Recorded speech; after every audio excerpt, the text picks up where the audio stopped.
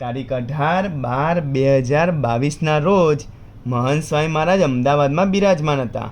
એટલે પ્રમુખ સ્વામી મહારાજ શતાબ્દીનો દિવસ હતો. ભોજન બાદ પૂજ્ય નિખિલેશદાસ સ્વામી, પૂજ્ય જ્ઞાનેશ્વરદાસ સ્વામી અને પૂજ્ય નારાયણ મુનિદાસ સ્વામીનો ફોન આવ્યો. તો વાતની રજૂઆત કરતાં પૂજ્ય નિખિલેશદાસ સ્વામી કહ્યું કે સ્વામી, 2 વાતો જણાવવાની છે અને આશીર્વાદ લેવાના છે. એમાં પહેલી વાત કે પ્રમુખ સ્વામી મહારાજ શતાબ્દી નગર દર્શન માટે અત્યારે આપણા અનુમાન કરતાં દર્શનાર્થીઓ ઘણા વધુ આવે છે. તેમની વ્યવસ્થા આપણે સારી રીતે જાળવી શકીએ તેવા આશીર્વાદ આપજો. અને ખાસ તો બધા વિભાગોના સ્વયંસેવકોને ખૂબ વધુ ભીડો પડે છે, તો તે બધાને બળ રહે, સારામાં સારી સેવા થાય.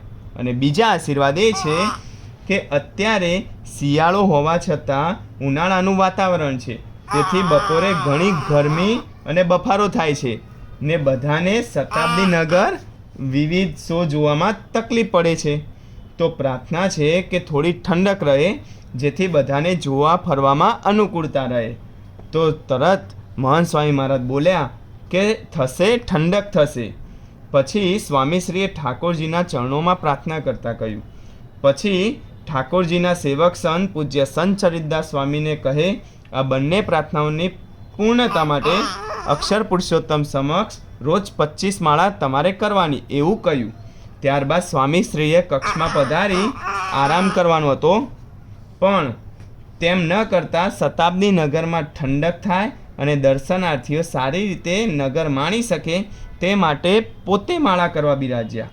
સેવકને તો રોજ અક્ષર પુરુષોત્તમ મહારાજ સમક્ષ 25 માળા કરવાનું તો કહ્યું જ હતું, પણ સેવક કરે તે પહેલાં પોતે અમલમાં મૂકી દીધું અને બપોરે 1:47 વાગ્યાથી છેક 2:30 વાગ્યા સુધી માળા ફેરવી.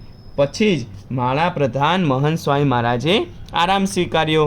એટલે આપણે શું કરવાનું? જે કામ બીજાને સોંપીએ એના પહેલાં આપણે કરવાનું.